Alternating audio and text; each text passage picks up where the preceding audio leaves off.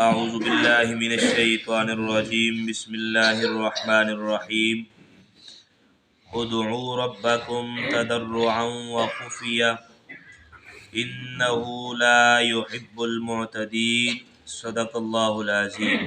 الصلاة والسلام علیک یا سیدی یا رسول اللہ وعلی آلک واصحابک یا سیدی یا رحمۃ للعالمین۔ ادعوا ربکم تضرعا وخفیا، اپنے رب سے گڑ گڑاتے ہوئے اور آہستہ آواز سے دعا کرو۔ انہ لا يحب المعتدین، بے شک وہ حد سے بڑھنے والوں کو پسند نہیں فرماتا۔ دعا اللہ تعالیٰ سے خیر طلب کرنے کو کہتے ہیں اور یہ عبادت میں داخل ہے، کیونکہ دعا کرنے والا اپنے آپ کو عاجز و محتاج اور اپنے پروردگار کو حقیقی قادر و حاجت روا اعتقاد کرتا ہے۔ اسی لیے حدیث پاک میں بھی ذکر ہوا الدعاء مخ العبادہ، دعا عبادت کا مغز ہے۔ تو اس آیت میں اللہ تعالیٰ سے دعا مانگنے کا حکم دیا گیا، اسی لیے دعا کے چند فضائل بھی سماعت فرمائیں۔ حضرت ابو ہریرہ رضی اللہ تعالیٰ عنہ سے روایت ہے، نبی اکرم صلی اللہ علیہ وآلہ وسلم نے ارشاد فرمایا، اللہ تعالیٰ کے نزدیک کوئی چیز دعا سے بزرگ تر نہیں ہے۔ اور حضرت عبداللہ بن عمر رضی اللہ تعالیٰ عنہما سے روایت ہے، حضور پاک صلی اللہ علیہ وآلہ وسلم نے ارشاد فرمایا، جس شخص کے لیے دعا کا دروازہ کھول دیا گیا تو اس کے لیے رحمت کا دروازہ کھول دیا گیا۔ اللہ تعالیٰ سے کیے جانے والے سوالوں میں سے پسندیدہ سوال عافیت کا سوال ہے۔ جو مصیبتیں نازل ہو چکی اور جو نازل نہیں ہوئی، ان سب میں دعا سے نفع ہوتا ہے۔ تو اے اللہ، فرمائے کہ اے اللہ کے بندو، دعا کرنے کو اپنے اوپر لازم کر لو۔ جب بھی کبھی مشکل پڑے، کوئی مصیبت آئے، کوئی پریشانی آئے، کسی چیز کی ضرورت ہو، تو اللہ کی بارگاہ میں دعا مانگو، میرا رب عطا فرمائے گا۔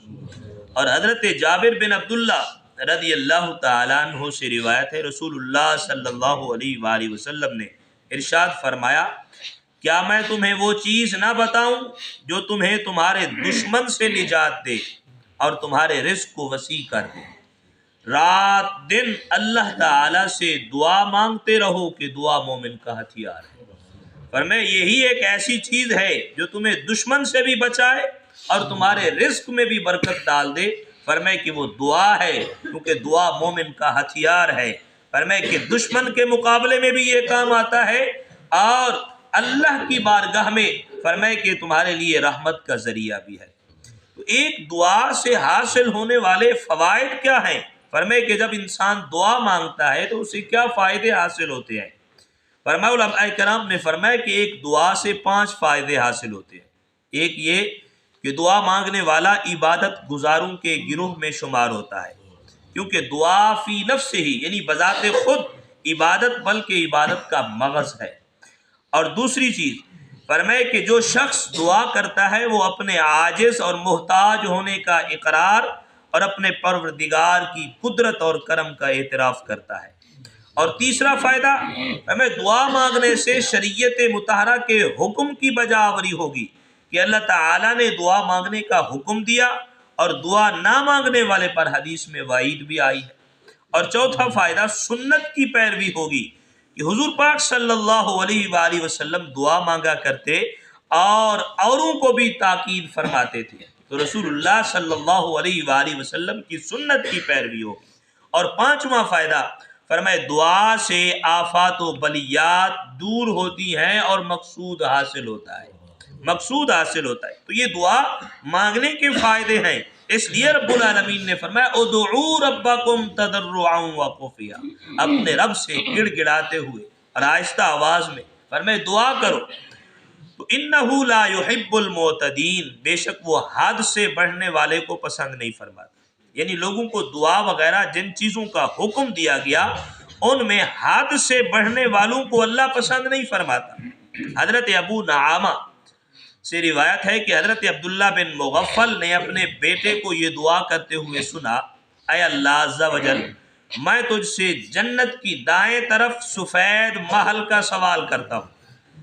تو حضرت عبداللہ بن مغفل نے جب یہ سنا تو فرمایا اے بیٹے اللہ تعالیٰ سے جنت کا سوال کرو اور جہنم سے پناہ مانگو، کیونکہ میں نے رسول اکرم صلی اللہ علیہ وآلہ وسلم کو ارشاد فرماتے ہوئے سنا ہے کہ ان قریب میری امت کے کچھ لوگ وضو اور دعا میں حد سے بڑھیں گے، حد سے بڑھیں گے، لہٰذا حد سے نہیں، فرمائے کہ جو رب نے ہمیں حکم دیا ہے وہ چیز فرمائے کہ مانگو۔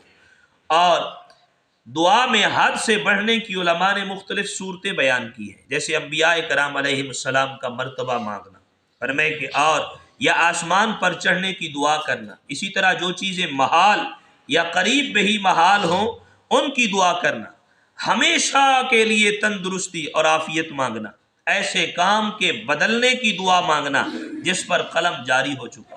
مثال کے طور پر کسی آدمی کا قد لمبا ہے، اب وہ کہے کہ جی دعا کرے کہ میرا قد چھوٹا ہو جائے، فرمائے کہ ایسا نہیں۔ یا کسی کی آنکھیں چھوٹی ہیں تو وہ کہے کہ میری آنکھیں بڑی ہو جائیں، فرمائے ایسا نہیں ہو سکتا۔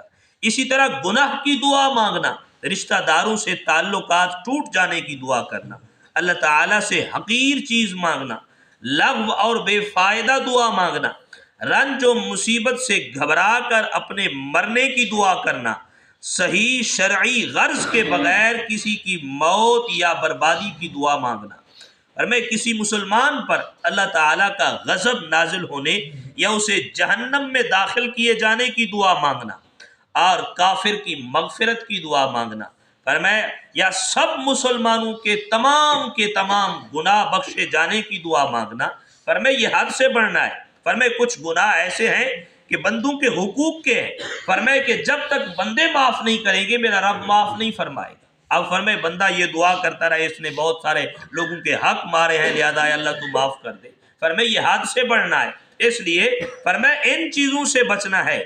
اس لیے رب العالمین نے فرمایا وَلَا تُفْسِدُوا، فرمائے إِنَّهُ لَا يُحِبُّ الْمُعْتَدِينَ، فرمائے کہ بے شک اللہ رب العالمین حد سے بڑھنے والوں کو پسند نہیں فرماتا۔ اللہ تبارک و تعالی ہم سب کو قرآنی تعلیمات کو صحیح معنی سمجھ کے عمل کی توفیق عطا فرمائے۔